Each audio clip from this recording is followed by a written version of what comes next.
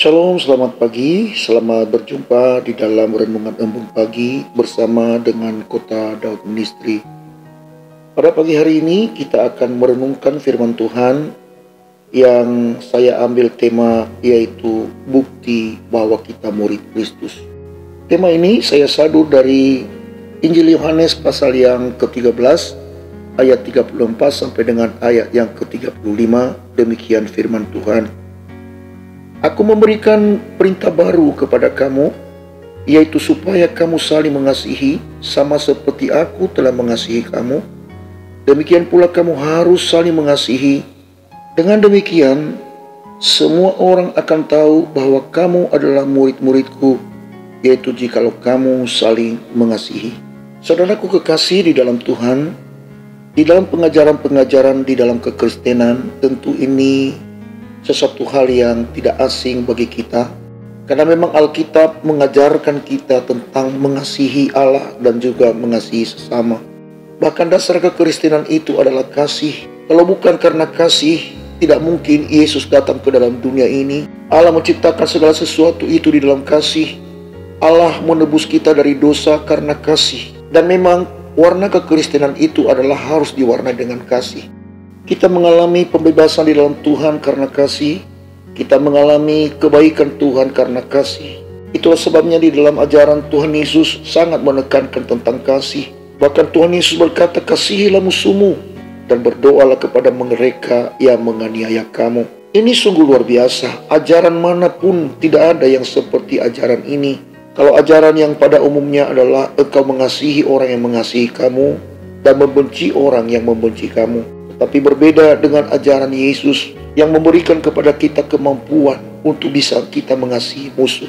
Nah, saudaraku kekasih dalam Tuhan, di dalam nats yang sudah kita baca tadi, Yesus berkata supaya kamu saling mengasihi sama seperti aku telah mengasihi kamu. Perhatikan di sini saudara, standar kasih yang diajarkan oleh Tuhan Yesus adalah seperti Ia mengasihi kita.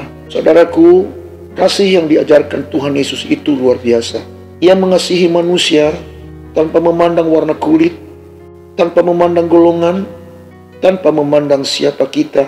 Bahkan ketika kita masih di dalam keadaan berdosa, Yesus telah mati bagi kita. Yesus telah memberikan contoh dan teladan bagi kita untuk mengasihi. Dan standar ini adalah harus kita ikuti sebagai orang yang percaya. Itulah sebabnya Dia berkata, supaya kamu mengasihi sama seperti aku telah mengasihi kamu. Demikianlah kamu harus mengasihi satu dengan yang lain.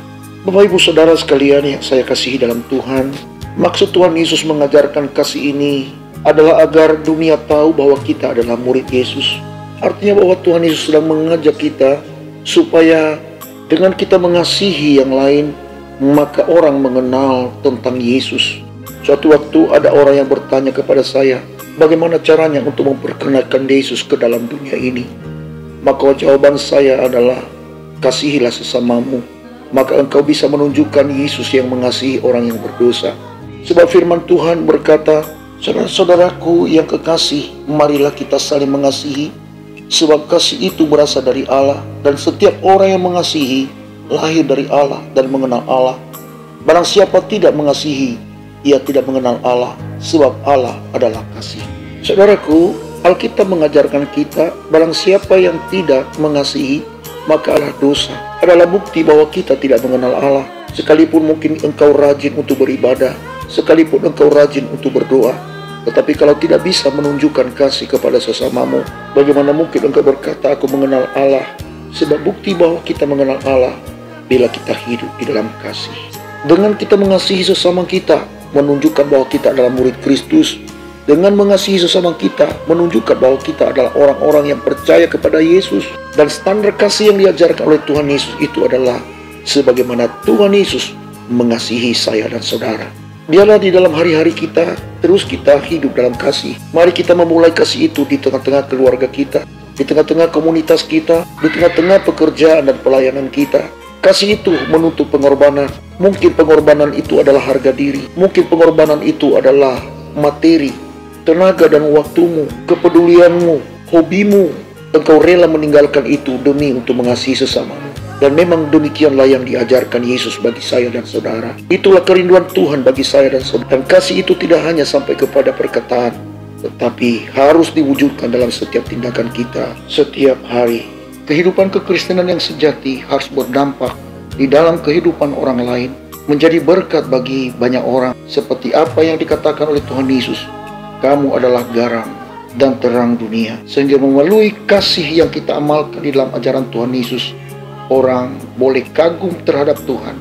Orang dunia akan memuliakan Dia melalui kehidupan kita yang penuh di dalam kasih. Saya Pendeta Zaluku di sini, saya ucapkan selamat pagi, selamat beraktivitas. Tuhan Yesus memberkati kita sekalian. Shalom, Maranatha.